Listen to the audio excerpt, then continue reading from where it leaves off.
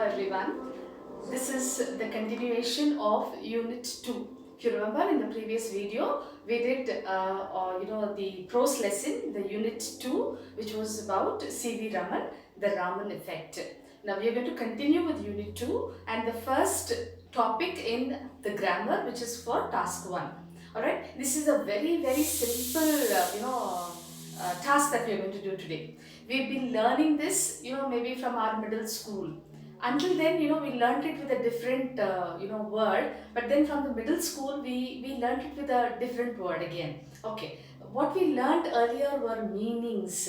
And what we started learning from the middle school was called synonyms. Now, what is synonyms? This is a really confusing, aspect of grammar for most of us students. We confuse synonyms to be meanings, which is not right. I'll explain to you in a very simple terminology what exactly is a synonym. Now, for example, let me take a word where I'm going to give you the meaning. Okay, the meaning for an example is the word friendly. Okay, friendly. What is the meaning of friendly? Being close to one another, sharing one's feelings, sharing one's emotions. That is being friendly, right? Now let's come to the word synonym. All right, let me put it on the board so that you will also understand what it is. Okay, synonym.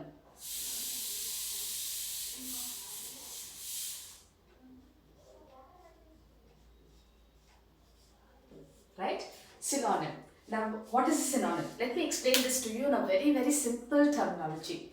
For example, you have a friend called John, right? You call him John whenever you talk to him, whenever you communicate with him, and you talk to him, you address him as John.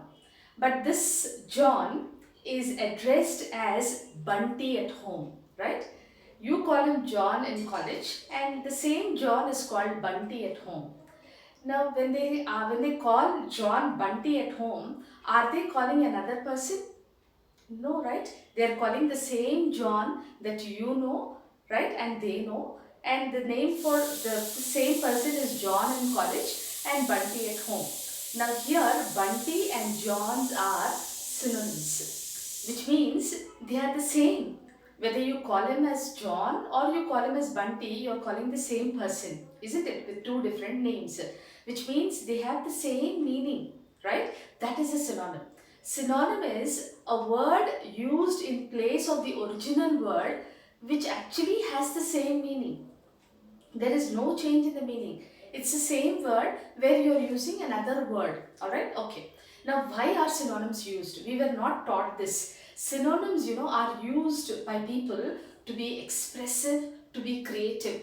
See, in order to make your language creative, in order to make your language expressive, we use synonyms. Right? So instead of one word, the same word, we are speaking throughout our communication or we are writing throughout our text, but we are using different words. There is a lot of variety when you use synonyms of a word. Right? That's why I said, people who are creative, who are expressive, try using a lot of synonyms. I'll give you a few examples which I have with me here. They are not from your textbook, but the synonyms topic in your textbook starts on page number 33. So I'll give you a few synonyms that I have made a note of. Very simple words, where this simple word can be used in different, words and varieties. For example, the word bad. Yeah, you want to say something is bad. So what do you think are the synonyms for the word bad? The first synonym is awful. The movie is bad. Okay, the movie is awful. Or you will also use the word terrible. How does the soup taste? It is bad, or it is awful, or it is terrible. Now it is giving you a negative sense, isn't it? Instead of saying bad, you're saying awful, you're saying terrible, and you're also, there is another, word instead of bad which you can say horrible. Yeah, how was the drama? How was the play? It was horrible. Right? Instead of the same word bad, you're using these three words which are actually synonyms of the word bad but have the same meaning. Right? So you are being more expressive. Bad is plain and simple, but when you say awful, you're adding, in-depth meaning to it. You're adding some more meaning to it and making it more expressive, right? Coming to the next word, which is good. Okay, good. The synonym for good could be, fine. It could be great. It could be excellent. Now look at the strength of these words, the depth in which we are using these words. Good is plain and simple. Yeah. Even in your assignments or in any of your notes, when your teacher gave you a good, it excited you a lot. You're very happy, isn't it? But at the same time, the teacher wrote excellent. It is as good, the word good, but then the word excellent is adding a little more in-depth meaning to the word good, isn't it? So this word excellent is actually the synonym for the word good. Now let's come to another word that I have here, hot. Yeah, hot. Now, it is hot during summers. In case you use the word, it's burning during summers. It was burning in the afternoon. Yeah, instead of saying it was very hot, you say it was burning in the afternoon. Now it is adding some more meaning and you are making it more expressful when you add the word burning, right? Okay, in the same manner, fiery. Fiery, right? Hot, something which is very spicy, you use the word fiery. And this is a word which you must have come across at McDonald's and KFC. Fiery chicken, right? So fiery is something that is hot and spicy. Okay, and at the same time we have another word for hot here, boiling. Yeah, it is boiling, which means it is extremely hot. So you're adding your creativity as well as you're trying to be very expressive when you use a synonym. Fine. Now another word that I have here is the opposite of the word hot, which is cold. When you say cold, you can use different words like chilly, freezing, frosty. All these add, to the word cold, right? But it is more expressive, more creative. In the same manner, go to the word easy. Yeah. How was the question paper? It was very easy. It was very simple. That is another synonym for the word easy. And then we have another word which is effortless. Easy. You really did not have to put any effort to write the answers, which means it was so easy. Effortless. You could just do it very easily. Now look at the word easy and effortless. There's a lot of change in the words that you're using in it. There's more of expressiveness in the word effortless, right? And then we have another word which here is straightforward. Easy. It was very straightforward, not confusing, not chaotic, very easy. So these are different words that can be used in place of easy, which are the synonyms of the word easy. And then one last word that I have here is hard. Okay, hard. And then, now what is hard? Difficult. The paper was very hard. Actually, we are not supposed to use the word hard and soft with papers and language. The right word to be used is difficult. Something that is difficult. And then challenging. That's even more expressive. How was your question paper? It was extremely challenging. So you added a little more of expression to the word hard. And then we have one more word which says tough. Tough, of course, is very common, isn't it? We've been using hard and tough most of the times, but then challenging and then difficult are, words which are more expressive. And one last word is big. Big, it is large, huge, or we also have a giant. Something that is big is like a giant. Yeah, it is big, it is huge.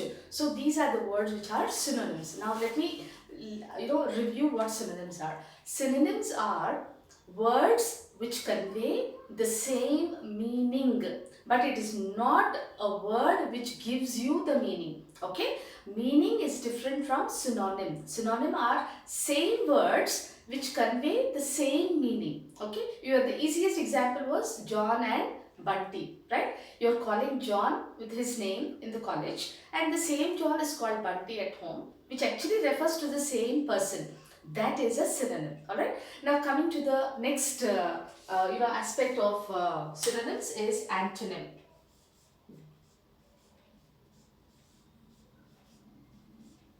Now what are antonyms? Yeah, antonyms are simple opposites. They are just opposite of the word.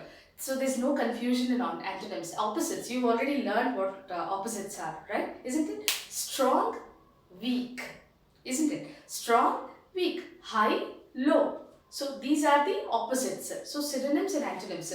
Now I have an example which I have come up with. Yeah. Here I'm going to give you a sentence. Maybe you should write down the sentence and try and see if you can give me the same sentence using different synonyms. Okay, of the words. Okay, take down the word. Take down the sentence. The sentence is: a small child was quickly eating a cold ice cream which gave him a bad headache. A small child was quickly eating a cold ice cream. I'll put down a few words here. A small child was quickly, okay, was quickly. I want you to give me the synonyms of these words. Quickly eating a cold ice cream, okay, a cold ice cream which gave him a bad headache. Okay, a bad headache. Now I would want you to focus on these words: quickly, cold and bad. These three words have to be used with their synonyms without changing the meaning. When you're using a synonym, the meaning of these words must not change. It should mean the same as quickly, the same as the word cold, and the same word as the word bad. Alright, I'll repeat the sentence. If you have not written it down, please write it down and see if you can do it with me. The small child was quickly eating a cold ice cream which gave him a bad headache. Alright? Okay. Now let's look at the word quickly. What do you think is the synonym of the word quickly? What else can we use instead of quickly? Okay? The right word that can be used here is rapidly. Alright? Rapidly. Quickly, the small child was rapidly eating a cold ice cream. What do you think can be the synonym for the word cold, especially when it comes to ice cream? Yeah.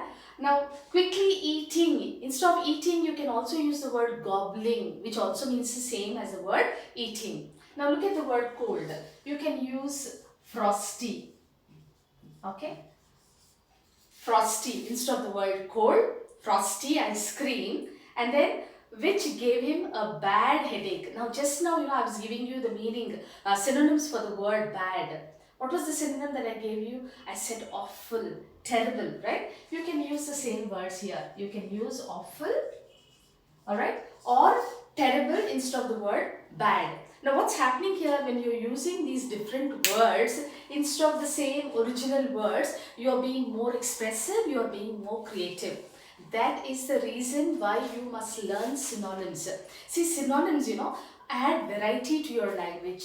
Add variety when you are writing something. Add variety when you are reading something. Just imagine a world which has only one word. Anything that you have to speak, that can be represented only in one word. How boring the language is then, isn't it? It is, right? So when you are reading and when you are writing and when you are listening, right, you love to listen to a lot of variety, different words being used, different frames of sentences. So synonyms actually help you in that. If you learn synonyms, you can, instead of using the same word again and again, you can use a word which actually means the same of the original word. There will be a lot of variety when you speak and when you write and when you read. This is one of the main reasons why synonyms are taught. You might question me, why not use the same word again and again? Why use the word rapidly? Why not we use quickly? How many times will you keep using the word quickly again and again, again and again? Yeah. So in order to add variety and make your written text or spoken sentences more attractive, try using synonyms.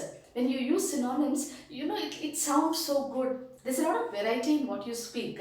That is the reason you have to learn synonyms. All right. Synonyms and antonyms actually help you in adding variety to your language. Now, there are a few more things that I would like to speak to you about synonyms. Let's take an example of a sentence here. Yeah, I'll put the sentence here. The soup's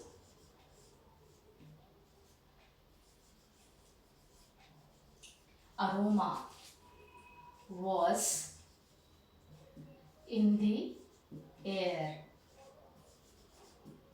Yeah, look at this word here. I have written the soup's aroma was in the air. When you listen to the word aroma, what comes to your mind? Aroma is something which is fragrant, which is sweet smelling. Aroma actually gives you something which is positive. It spreads positivity when you say aroma. The room was filled with aroma. Aroma means fragrance, good smell, nice smell, right? So the soup's aroma was in the air. So which means the soup was cooking in the kitchen and the whole house had the aroma of the soup. Which means, the moment you smell it, you are hungry. You want to, go and to have the soup immediately. That is the meaning that gives you it is giving you here. In case I use the same sentence, but instead of aroma, I say odor. Yeah. If I say odor, what is the meaning of odor? Odor is something which is stinky, which is not smelling nice, which is negative, right? It is not as good as the word aroma. Now here, synonyms actually, speak according to the situation. According to the situation, you can use different varieties. Now here, aroma and odor are not the same. They are not synonyms, but according to the situation, they are giving you negative and positive feelings, right? So synonyms are used for both. You can use a synonym to add positivity to something and also to add negativity to something. So that's very, very important, right? Okay, so synonyms are words which actually have the same meaning but are given a different word just to add variety to your language, whether it is written, spoken, or when you are reading a text. So these are synonyms. I hope this is clear and you understood what synonyms are all about. Now let's go to the next topic of our unit 2, which is noun and pronoun agreement. Now I'll just give you an introduction here, and then we can, in the next video, I'm going to explain to you in detail what noun pronoun agreement are. Alright. Now what are nouns? We've been learning it from our childhood, isn't it? What are nouns? Nouns are name, place and thing. Isn't it? Name, places and things are nouns. Name of a person. For example, my name is Asha and that's a noun. Which country do you live in? You live in India. That's a place, right? So nouns are name, place and things. Now what are pronouns? Pronouns are used in place of nouns. Yes? Now for example, he, she, they, these are all pronouns. So you're using a pronoun in place of a noun. Now what should you keep in mind? Now the topic that I'm going to deal with in my next video is noun pronoun agreement. Now what is noun pronoun agreement? Here noun pronoun agreement means the noun and the pronoun should go hand in hand, which means they should go together. They should, the noun and the pronoun should match one another. You cannot have a different noun and a pronoun which is not matching the noun, right? For example, if you're talking about a singular noun, the pronoun also must be singular. If you're talking about plural nouns, the pronoun that you use in place of the plural nouns should also be plural. That's very, very important, right? The most of the, the errors that we make are when we don't match the noun and the pronoun. There is most of the time, in our language, there is a lot of disagreement between the noun and the pronoun, which makes your sentence itself incorrect. This is something that you have to keep in mind. So noun, pronoun should agree with one another. As I said, the easiest way to understand if there is agreement is to check the noun. If the noun is singular, your pronoun also should be singular. If the noun is plural, your pronoun also should be plural. So they should go hand in hand. They should match one another. And this noun and pronoun agreement, I will be doing it in my next video. And until then, I have another exercise for you. All right, just take down a few words that I'm going to give you and see if you can find meanings for these, synonyms for these words. Alright, so the words that I have here, they are all from your textbook. So let's see if you can do it now. The words are,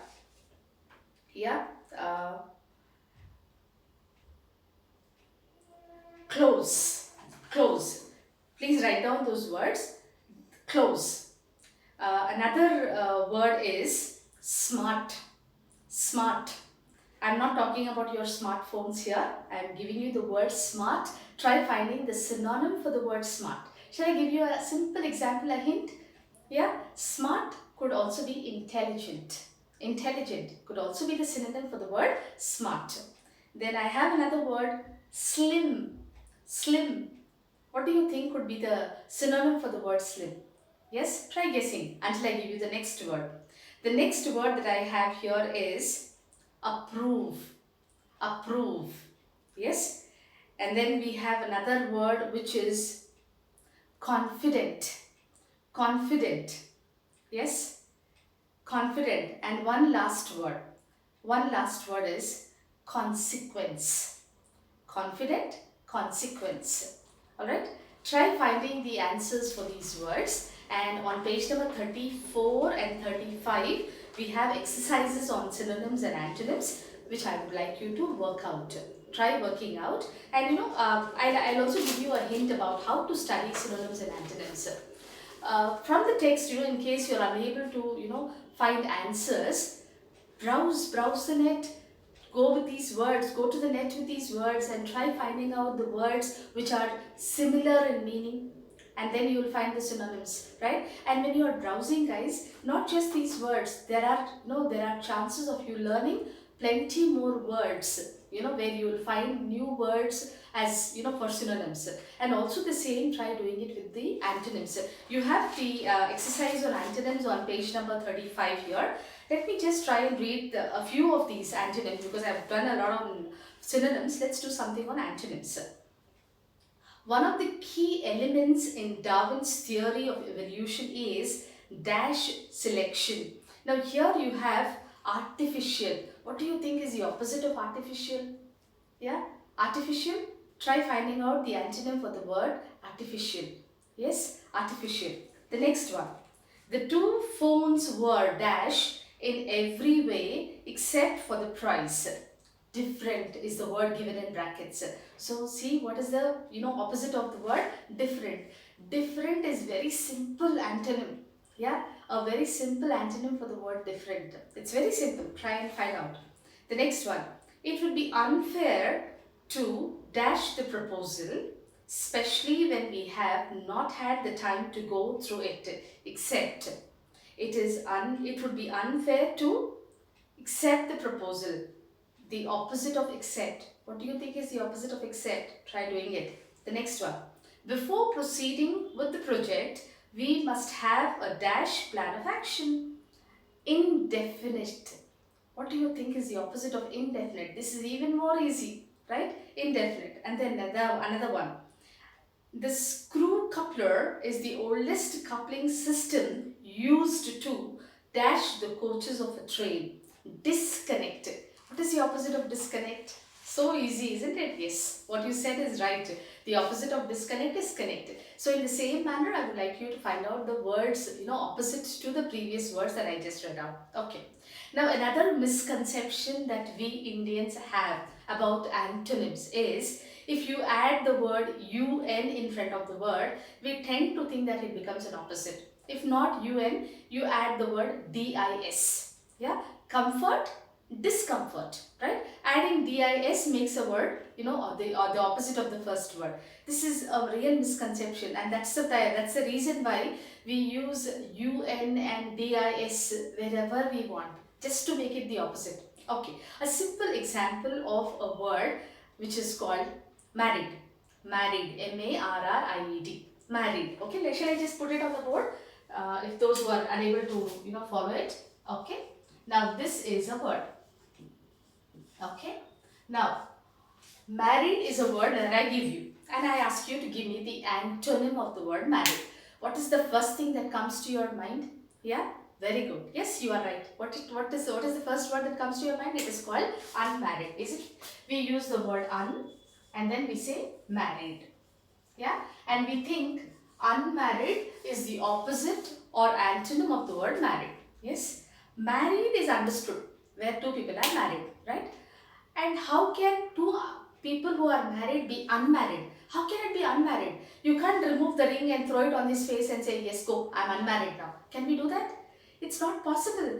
The opposite of the word married is not unmarried. Rather, the opposite or the antonym of the word married is single and not unmarried. So this is not the right word to be used in place of married. Instead, you should say single, which is the correct antonym of the word married. So stop using UN and DIS to use as antonyms for words that are given to you. Alright. There are certain instances where DIS and UN in beginning of the word is correct, but not always, right? As I gave you the example of the word married. Married, the opposite of married is single and not unmarried.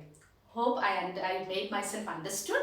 So try doing the exercises on page number 33, 34 and 35 on synonyms and antonyms. In my next video, I'm going to speak about noun-pronoun agreement. Thank you so much.